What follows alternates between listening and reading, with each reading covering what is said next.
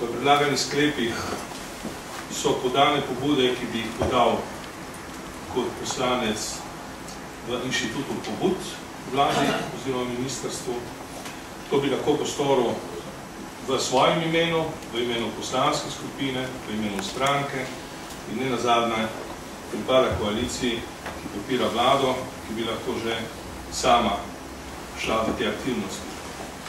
Drugo, lahko ugotovim, da potem, ko je bila obglavljena komisija, ki jo je vodil kolega Cvikl in se je kolega Hrovat znašel v funkciji podpredsednika, ne glede na to, da niče ni v tem sklepu, ampak tako razberemo v sklepih oziroma v dopisih predsednika Državnega zbora in generalnega sekretarja Državnega zbora, da je pač gospod Robi Hrovat podpredsednik zdaj komisije. Komisija pa je v nezmožnosti, da bi karkoli v nadaljevanju počela, ker tudi, kolikor vem, potem, ko je bil razrešen članstva kolega Cvikl, ni sklepšen. In prenaša seveda vprašanja, ki bi jih morala ta komisija, ki bi lahko preko dodatnega zasliševanja gospoda Pavčka na te odgovore zahtevala, prenaša iz te komisije zgodbo v naš odbor. Mislim, da to ni pravilno, če bi ta vprašanja se pojavila preden smo ustanovili dve preiskovalni komisiji, ki so delali leto in pol, skoraj dve, ki sta tudi, tisto, ki je vodi kolega Črnač, si ogledala in povprašala v zvezi z 6x6 kolesniki in tisti, ki z njim upravljali, so jih samo hvalili, ne obratno, ampak tukaj vidimo, da so že ocene, da gre za konstrukcijske napake in tako naprej in tako naprej. Tako da jaz pri tej fazi ne mislim naprej zadovoljati predsednik, jaz se bom pomaknil, bom obstruiral to točko. Mislim, da imamo veliko pomembnih stvari za početi. Vsa vprašanja, ki jih je pa podal kolega Hrovat, bi jih lahko podal kot točko vprašanja in pobude, ki je bila na zadnji seji, bi dobil ustrezno odgovore strani ministrstva, oziroma bi to opravil na komisiji, ki zdaj trenutno predseduješ, čeprav je nesklepšno, ampak to ni naš problem. Tako da v nadaljevanju tukaj jaz ne bom sodeloval, pridemo na drugo točko. Hvala.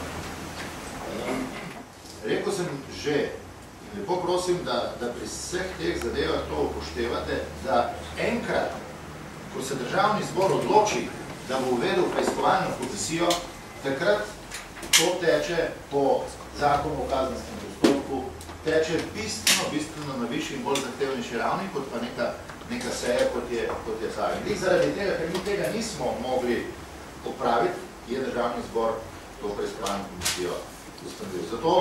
Zato jaz preprosto še enkrat pravim. In tudi, ko vi govorite v predlogih sklepov, da in kar postavljate ugotovitve, da bo odbor ugotovil, da je šlo za konstrukcijske napake.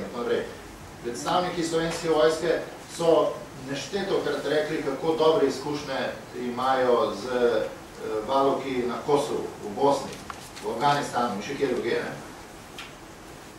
Sedaj vi nam potikate, da ne mi kot odbor ugotovimo, da so ugotovljene napake, mi kaj smo izvedeli kakšno dejanje predhodno, da bi to ugotovili.